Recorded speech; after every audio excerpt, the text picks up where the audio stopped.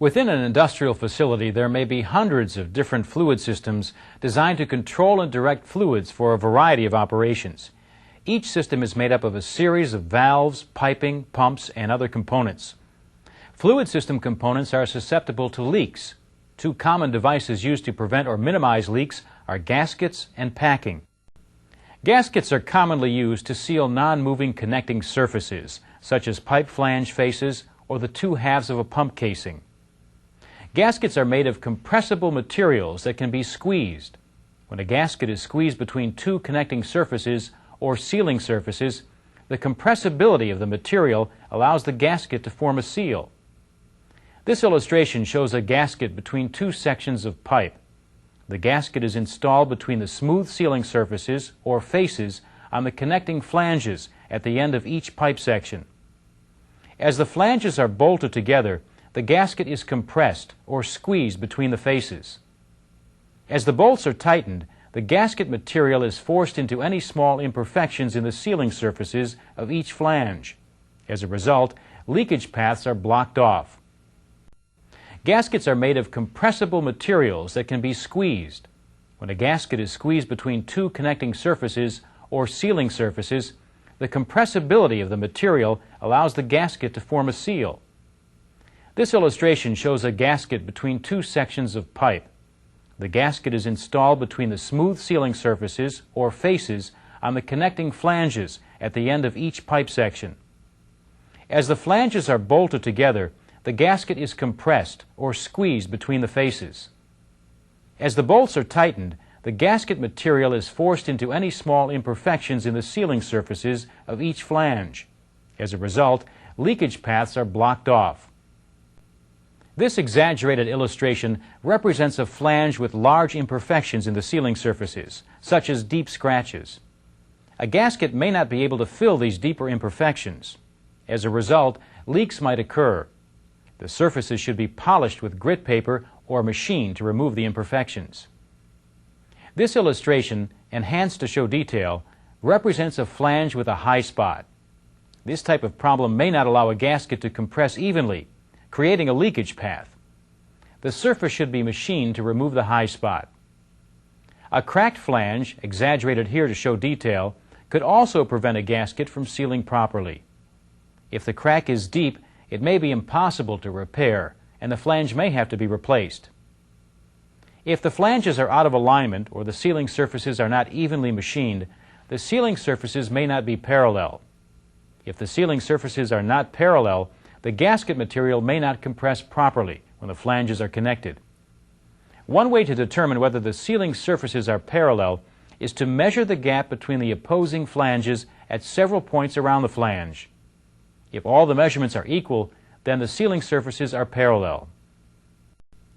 Gaskets can be made from many different types of material. Some common materials include metal, Teflon, cork, paper, and rubber. Each type of gasket material is designed for a specific range of applications. Matching a gasket material to an application depends on a variety of factors, including fluid temperature, fluid pressure, and the material's compatibility with the fluids in the system. Though you may not be responsible for choosing a gasket material, you should be able to verify that you have the correct material for a specific application. One way to verify that you have the correct gasket material is to check your company's maintenance procedures. If you're working on a specific piece of equipment, you may be able to consult the equipment manufacturer's manual to determine what gasket material should be used. A more comprehensive source of information can be obtained by consulting a physical properties chart. This type of chart, provided by most gasket manufacturers, rates the physical properties of common gasket materials. Each material is rated according to a list of criteria that indicates how the material will react under certain conditions. The information can help you determine the full range of applications for which a gasket material can be used.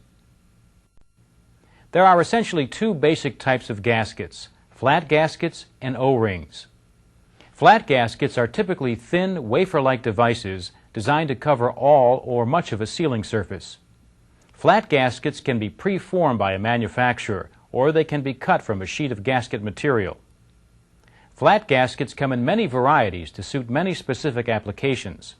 For example, the casing for this low-pressure cold water pump is sealed with a flat paper gasket. This economical gasket has a low pressure rating and is not suited to high temperature situations. It's well matched to this low temperature, low pressure application. The other basic type of gasket is an O-ring. Most O-rings are made from rubber or Teflon and are preformed by the manufacturer. Some O-rings are made using material that must be cut to length and glued together. Unlike a flat gasket, an O-ring is not simply sandwiched between two flat sealing surfaces. Instead, the O-ring is seated on one of the sealing surfaces, typically in a shallow groove. When the opposing surfaces are bolted together, the O-ring is compressed slightly within the groove, seating it firmly in place. This is only one example for seating an O-ring on a flange. There are many other flange variations, but one thing they generally have in common is a special fit that helps hold the O-ring in position when it's compressed. Fluid system components require regular maintenance. Because strong seals are vital to the integrity of a fluid system, gaskets are often replaced as part of any regular maintenance routine, whether they show signs of failure or not. Though many flat gaskets come in preformed shapes and sizes, some common replacement applications call for gaskets that are cut from sheets of gasket material. If the application calls for a circular flat gasket, one way to create the gasket is to use a gasket cutter. This gasket cutter consists of a cutting board with a small hole in the middle, a pin that fits into the hole, and a cutting tool. The cutting tool fits over the pin and has an adjustable blade for cutting the inside and outside diameters of different size gaskets. Let's watch a mechanic use this gasket cutter to cut a circular gasket to fit a pipe flange. Before he begins, the mechanic verifies that he has the correct gasket material by checking his company's maintenance procedure. To prepare for cutting the gasket, the mechanic measures the inside diameter of the flange and the outside diameter of the flange. These measurements will allow him to set the blade on the cutter to cut a gasket that will fit the flange exactly. Next, the mechanic sets up the gasket cutter. He pushes the pin through the gasket material, then places the pin in the hole on the cutting board. The mechanic then positions the cutting blade using the outside diameter measurement so that it will cut the outside edge of the gasket. The outside edge should always be cut first. The mechanic places the cutting tool on the pin and begins the cut by rotating the cutting tool. Once this cut has been made, the pin will still hold the gasket material in place so that the inside edge can be cut. When the cutting tool completes a full circle, the outside edge of the gasket has been cut. The mechanic then removes the cutting tool from the pin and readjusts the blade to the inside diameter measurement of the pipe flange. He places the cutting tool back on the pin and turns it one complete circle to cut the inside edge of the gasket. When the cut is complete, the mechanic removes the tool from the pin. If required, bolt holes are punched through the gasket using a hole punch and a hammer. Once the gasket has been inspected for tears and rough edges, it's ready to be installed. Not all gaskets are circular. In fact, some gaskets form very irregular shapes. Irregular shaped gaskets are typically cut by hand. For example, this low-pressure pump requires two irregular shaped gaskets. Let's see how the mechanic cuts a gasket to fit this pump. First, the mechanic must verify that he has the correct gasket material. He refers to the pump manufacturer's manual for information about the gasket material that should be used. After the mechanic obtains the correct gasket material, he must accurately cut a gasket to fit the shape of the sealing surfaces. In order to do this, he must transfer the shape of the sealing surfaces to the gasket material. This can be accomplished by coating one of the sealing surfaces with a substance that will transfer easily to the gasket material. In this example, the mechanic coats the sealing surface of the upper half of the pump casing with a type of dye called bluing. After the mechanic obtains the correct gasket material, he must accurately cut a gasket to fit the shape of the sealing surfaces. In order to do this, he must transfer the shape of the sealing surfaces to the gasket material. This can be accomplished by coating one of the sealing surfaces with a substance that will transfer easily to the gasket material. In this example, the mechanic coats the sealing surface of the upper half of the pump casing with a type of dye called bluing. The mechanic places the upper half of the casing onto the gasket material and presses down firmly. As he carefully removes the casing, some of the bluing transfers to the gasket material, creating a pattern. The mechanic uses snips to cut the gasket material, following the pattern. Snips are a good tool to use for this procedure, since they can easily cut along the irregular edge of the pattern. When he's finished cutting the gasket to the desired shape, the mechanic uses a hole punch to make bolt holes in the gasket. A hole punch is the best tool for this step because it cuts a clean, precise hole. Well-formed bolt holes are important because they allow connecting bolts to thread easily through the gasket material to avoid tearing or buckling. The mechanic places the gasket on a piece of wood and positions the hole punch over one of the hole shapes on the pattern. He then strikes the punch with a hammer to make the hole.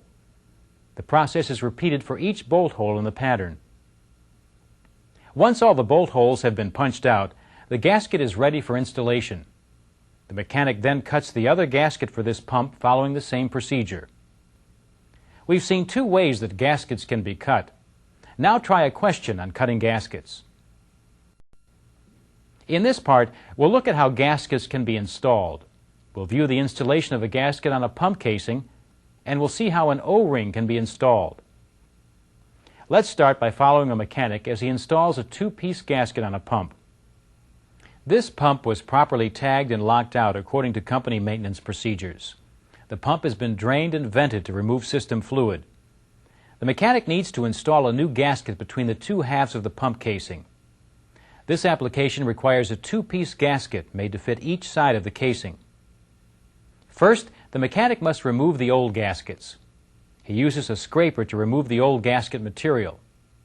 As he removes the old gasket, he's careful not to damage the sealing surfaces. When the old gasket material is completely removed, the mechanic disposes of the old material according to company procedure. He then inspects the sealing surfaces for signs of damage. If there are any scrapes or gouges on the sealing surfaces, they must be repaired before the new gasket is installed. Small imperfections may be removed by polishing the surfaces with grit paper. Larger imperfections may require that the sealing surfaces be machined. The sealing surfaces on this pump appear to be in good shape, so the mechanic can install the new gaskets. When installing new gaskets, the equipment manual for this pump recommends using gasket compound on the sealing surfaces. There are basically two different types of gasket compound. They are hardening and non-hardening compounds. Hardening compounds generally dry to a hard finish and often act as an adhesive to hold a gasket in place on a flange. Non-hardening compounds remain soft or tacky. They can function as a sealant to help fill in imperfections on a sealing surface. The manual for this pump recommends using an anti-seize compound. After removing the bluing substance from the casing, the mechanic applies the anti-seize compound to the sealing surface. He applies the compound to the lower half of the pump casing as well. The mechanic then places the gasket halves on the sealing surfaces of the lower half of the casing. He carefully lines up the gaskets with the edge of the pump casing and checks to make sure that all the bolt holes in the gaskets are properly aligned with the bolt holes in the casing.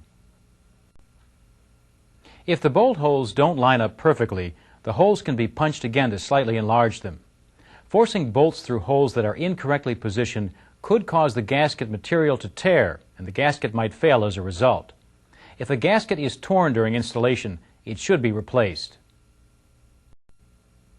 Once the gasket is properly in place, the mechanic installs the upper half of the pump casing. As he does this, he is careful not to damage the gasket. After the upper half of the pump casing is in place, the mechanic prepares to install the bolts that hold the casing together. He first cleans the bolts and then applies a lubricant to them so that they will thread easily. He partially tightens the bolts by hand and uses a torque wrench to completely tighten the bolts to the torque value specified by the pump manufacturer. The torque value is the amount of pressure that should be exerted on each bolt to achieve the desired tightness. The pump's manufacturer recommends that the bolts be tightened in a specific sequence to prevent damage to the sealing surfaces. This is the tightening sequence for this pump. Like other tightening sequences, it is a crossing pattern. The mechanic follows the pattern, crossing back and forth until all the bolts are tightened to the required torque value. He will repeat this pattern several times, gradually increasing the tightening pressure in several stages. If this tightening process is not followed, the sealing surfaces could warp, or the gasket could be improperly compressed.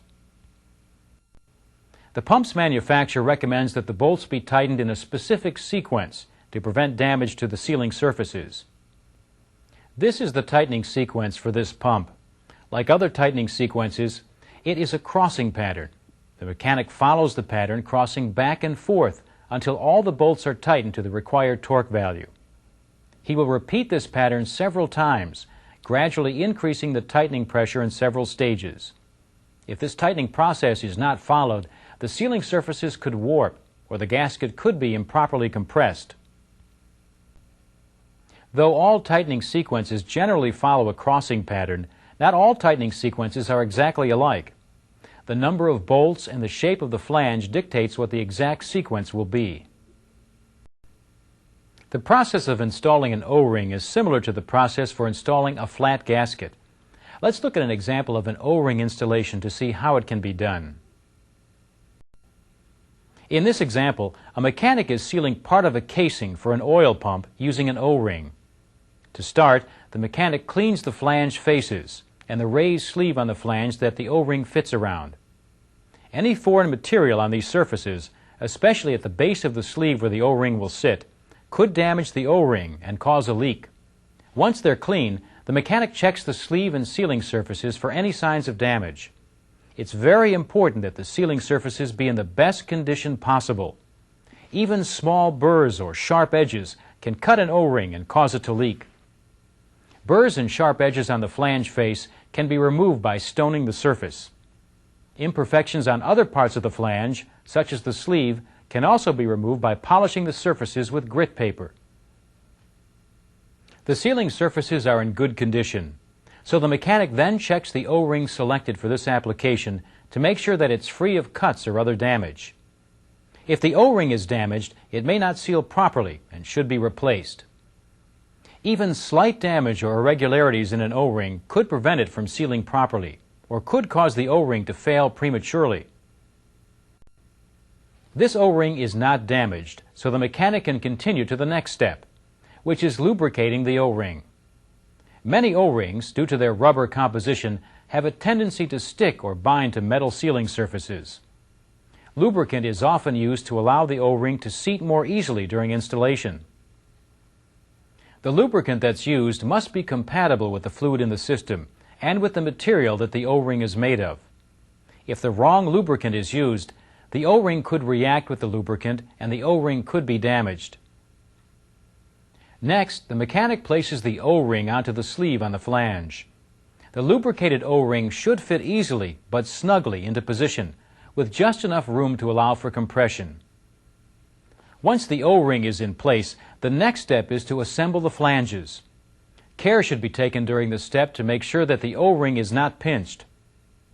Like many O-ring applications, the opposing or mating flange has a special fit designed to help compress the O-ring into position. On this application, the mating flange has a beveled edge that contacts the O-ring when the two flanges are bolted together. The angle of this beveled edge compresses the O-ring evenly against the vertical surface of the sleeve and the horizontal face of the flange, forming a proper seal. Everything looks okay, so the mechanic can install the flange bolts and tighten them in the right order, to the correct torque specifications. When the bolts are properly tightened, the O-ring installation is complete. Now that we've seen the installation of a gasket on a pump and the installation of an O-ring between two pipe flanges, let's try a question on this material. Gaskets are commonly used to seal between stationary or non-moving parts in a fluid system. In this topic, we saw how gaskets work, how gaskets can be cut, and how gaskets can be installed. Now, try some practice questions on this material. One way to control leakage around movable parts of equipment, such as pump shafts and valve stems, is to use packing. Packing is generally made of tough fibers that are woven together or preformed with other substances into a rope-like material. Packing is typically contained in an assembly called a packing gland. This is an example of a packing gland. Packing, which has been cut into uniform lengths or rings, fits around the shaft, filling the space between the shaft and the walls of a cavity called the stuffing box.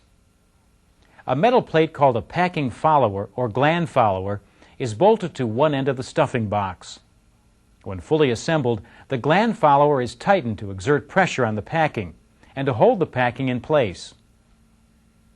There are several types of packing, each of which can be made out of a variety of materials. Many packing types fall into a common category known as compression packing. Compression packing generally consists of several elements that include a mix of fibers, a binder material, and a lubricant. The fibers can be natural or synthetic, and they're usually twisted, braided, or woven. Binder materials such as grease or wax help to hold the fibers together. The lubricant allows the pump shaft or valve stem to move more easily against the packing, reducing friction and wear. Commonly used lubricants include oils, graphite, and Teflon. To see how compression packing works, let's look at a typical pump application. During pump operation, fluid inside the pump can leak out of the pump along the shaft as it passes through the pump casing. The gland follower is tightened to compress the packing tightly inside the stuffing box. Under compression, the packing is forced against the shaft and the inside wall of the stuffing box. As the packing is compressed, the amount of fluid that can leak out along the shaft is reduced. In this application, the packing does not completely stop leakage around the shaft. A controlled amount of leakage is necessary to keep the packing cool and lubricated as the pump shaft rotates. This controlled leakage is referred to as leak-off. As the pump shaft rotates, it creates friction by rubbing against the packing. This friction generates heat. Leak-off through the packing helps reduce the friction and the heat. Without leak-off, the packing could overheat and be damaged. Severe overheating could also damage the stuffing box and the shaft. On this pump, a metal ring called a lantern ring is installed between two of the rings of packing. The lantern ring provides a means for bringing more liquid into the stuffing box to help cool the packing. Certain applications, such as pumps, generate more friction than others and require this additional fluid to keep the heat that builds up under control. The lantern ring is always positioned under a line called the gland seal line. The gland seal line directs liquid, called seal liquid, into one of the holes in the outside edge of the lantern ring. The seal liquid flows around the lantern ring and through the holes in the ring, where it's then distributed into spaces around the packing and the shaft. This flow of liquid helps keep the packing cool. Leak-off isn't the only thing that keeps the packing from overheating.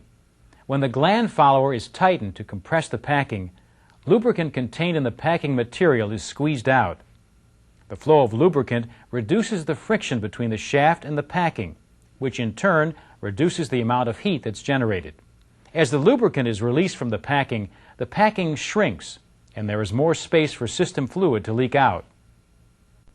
When this leakage increases, the gland follower should be tightened to further compress the packing. Over time, the gland follower can be tightened to compress the packing until almost all of the lubricant is squeezed out. As lubricant is released from the packing shrinks to a point where it can no longer be compressed to effectively control leak-off. When this happens, the packing should be replaced.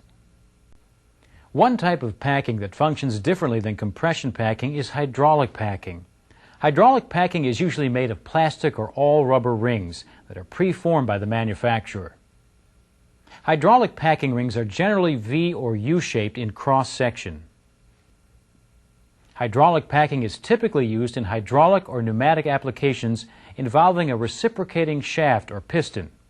Hydraulic packing works to create a complete seal that does not allow system fluid to leak out.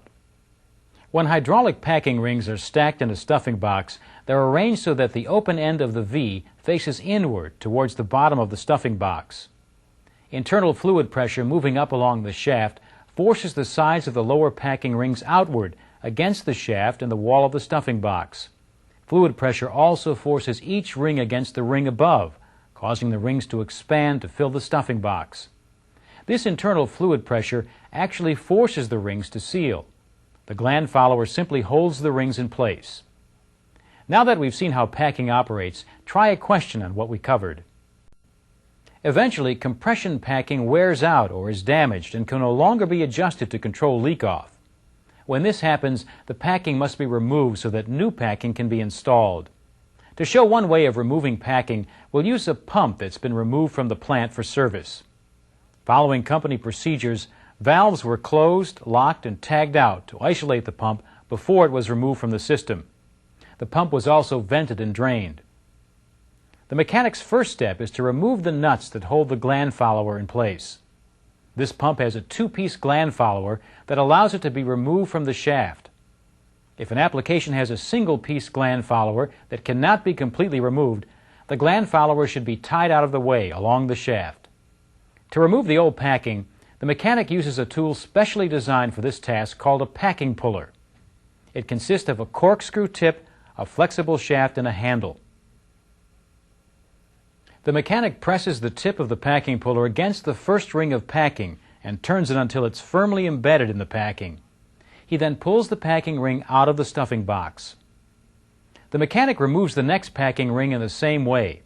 He screws in the puller and pulls out the ring of packing. To show one way of removing packing, we'll use a pump that's been removed from the plant for service. Following company procedures, valves were closed, locked, and tagged out to isolate the pump before it was removed from the system. The pump was also vented and drained. The mechanic's first step is to remove the nuts that hold the gland follower in place. This pump has a two-piece gland follower that allows it to be removed from the shaft. If an application has a single-piece gland follower that cannot be completely removed, the gland follower should be tied out of the way along the shaft. On this pump, a lantern ring is positioned between two of the rings of packing. In order to remove the remaining rings of packing, the lantern ring must be removed first. To do this, the mechanic takes a short piece of stiff wire and bends one end to form a small hook. He inserts the wire into the stuffing box between the lantern ring and the wall of the stuffing box. He then hooks the wire onto the edge of the lantern ring and carefully slides it out of the stuffing box along the shaft. Many lantern rings, such as this one, are one-piece devices. In our example, the lantern ring can easily be removed from the shaft. However, in many applications, it's not possible to remove the lantern ring completely. In such cases, the lantern ring is usually tied out of the way. Once the lantern ring has been removed, the mechanic uses the packing puller to remove the rest of the packing. After all of the packing is removed, he checks the stuffing box, the shaft, and the old packing for signs of damage. If there is any damage, it should be brought to the attention of a supervisor.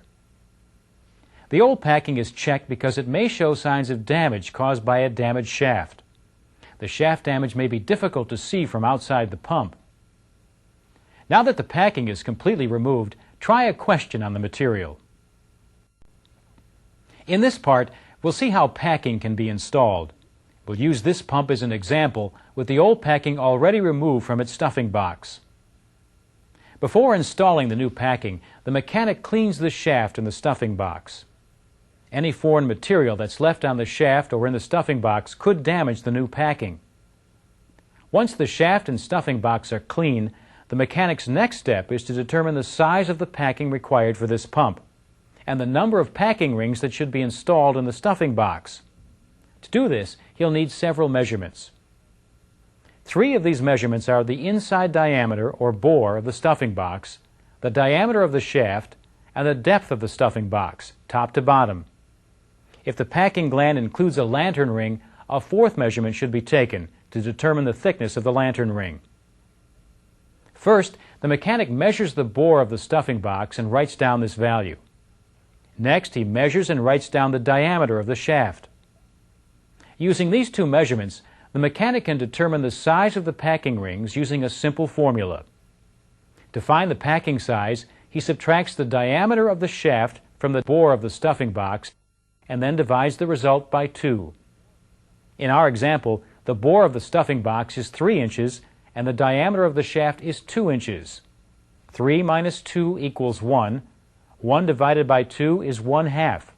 Therefore, the size of the packing required for this application is 1/2 inch. Next, the mechanic uses a ruler to measure the depth of the stuffing box to determine how many rings of packing will be needed for this installation. The depth of the stuffing box is the distance, top to bottom, parallel to the shaft. On some applications, it's not possible to directly measure the depth of the stuffing box using a ruler. Instead, the mechanic inserts a stiff piece of wire into the stuffing box and marks the depth on the wire. He removes the wire and measures the distance from the mark to the end of the wire in order to get the depth measurement. Since this stuffing box contains a lantern ring, to get a true depth measurement, the thickness of the lantern ring must also be measured. This thickness is then subtracted from the depth measurement of the stuffing box, and the result is the actual depth that must be filled with packing rings. The last step is to divide the actual depth of the stuffing box that must be filled with packing by the thickness or size of the packing material that will be used. The result is the number of packing rings that are needed. In our example, the size of the packing is 1/2 inch. The depth of the stuffing box to be filled with packing is 2 inches. Dividing 2 inches by 1/2 inch equals 4. So 4 rings of packing are needed. The next step is to mark and cut the packing. The mechanic wraps the packing around the pump shaft a number of times equal to the number of rings he'll need. In our example, he needs 4 rings. He then draws a line across the rings to mark them for cutting. To avoid damaging the pump shaft, the mechanic doesn't cut the packing while it's wrapped around the shaft. He removes the packing and wraps it around a mandrel. A mandrel can be an old shaft or other piece of material that is approximately the same size as the shaft on the pump. Using a sharp knife, he cuts the packing rings on the mandrel along the line he's marked. Before installing the packing, the mechanic coats each packing ring with lubricant. The lubricant makes it easier to install the packing. It also makes it easier to remove the packing when it has to be replaced. The lubricant used must be compatible with the packing and with the fluid in the pump. After the mechanic lubricates the first ring of packing, he positions the ring in the stuffing box and seats it carefully. If the ring is not properly seated, it could be damaged when the next ring is installed. The best tool to seat packing is a split bushing. The split bushing fits inside the stuffing box and around the shaft. It allows the mechanic to seat the packing correctly. When the first ring of packing is properly seated, the mechanic inserts the second ring into the stuffing box. For this application, he positions the cut in the ring 180 degrees from the cut in the first ring. After the mechanic lubricates the first ring of packing, he positions the ring in the stuffing box and seats it carefully. If the ring is not properly seated, it could be damaged when the next ring is installed. The best tool to seat packing is a split bushing. The split bushing fits inside the stuffing box and around the shaft. It allows the mechanic to seat the packing correctly. Depending on the number of rings in a packing gland, the cuts in the ring should be staggered from 90 degrees to 180 degrees apart. Staggering the cuts in this manner reduces the possibility of leakage paths through the packing. In this topic, we saw how packing works, and we looked at how packing can be removed and installed. Now try some practice questions on this material. Once the second ring is properly positioned, the mechanic reinserts the lantern ring into the stuffing box.